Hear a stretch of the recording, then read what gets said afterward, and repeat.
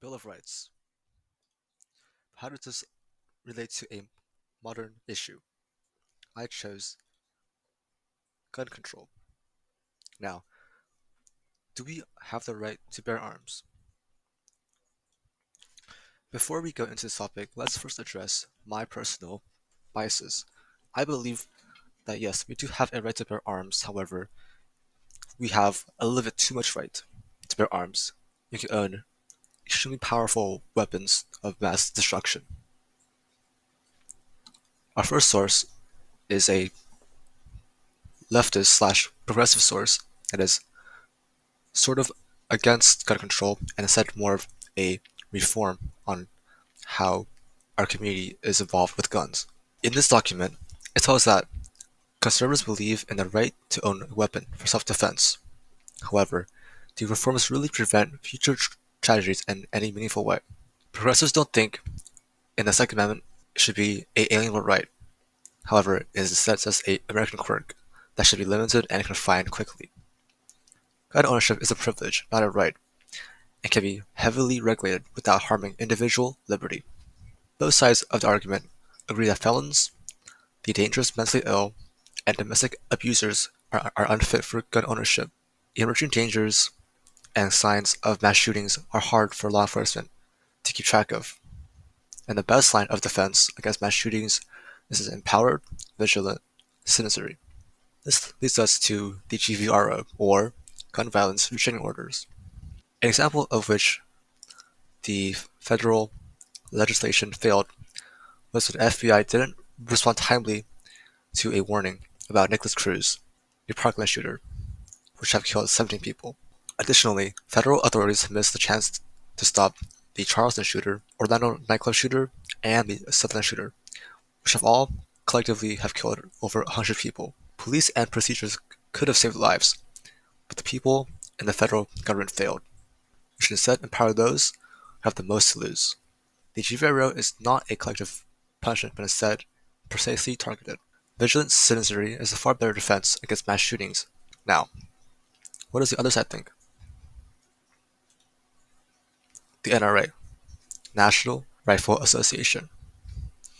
They believe that criminals are the ones that kill, and criminals don't obey gun control laws. And the vast majority of criminals obtain their firearms through other means, including illegal underground sales, bought, borrowed, traded, or rented from family or friends, as gifts, purchased by another individual from them, by theft, from the victims, and from the scene of the crime. They say that background checks aren't effective, and even if a criminal did submit to background checks, we've seen that these checks aren't effective at stopping them for those who intend to use guns to commit crimes. A person with no criminal history will walk into a store and buy a gun that they'll use to commit crime, and a background check most likely won't stop them.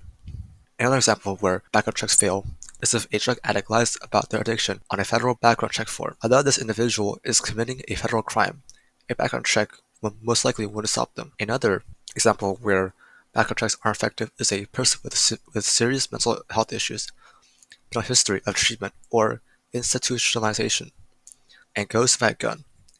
A background check most likely won't stop them. We also say that crime goes down when the good guys have guns.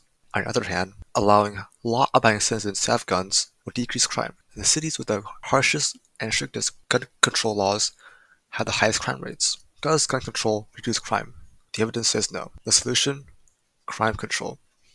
The simplest solution is crime control, enforcing existing laws aimed at criminals who carry and use firearms to commit their crimes.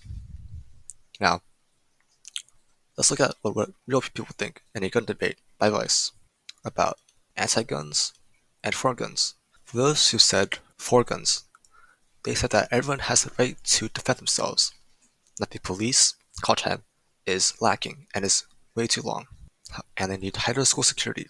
However, on the other side, people say that the Second Amendment is outdated, and the effective defense is a known deterrent, such as fences, cameras, guard dogs, and warning signs. They also said that the whole idea of gun conversation is a racist and misogynistic idea that has roots back to the colonization of America. Instead of having a tighter school security, we should instead divert these funds to counselors, school guards, and not for lockdown drills and rehearsal of gunfire in hallways. People buy guns because they fear the community. But what does the community do? They cause the fear. Police failing us, and we need to buy a gun to provide security and protection.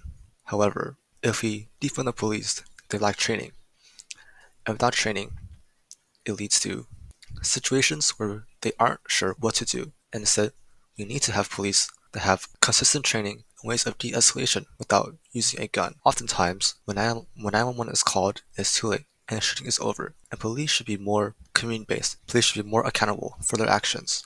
And the solution for school shootings, said by a pro-gun owner, was police and resource officers as they are your friends, and we should create more of an understanding around them.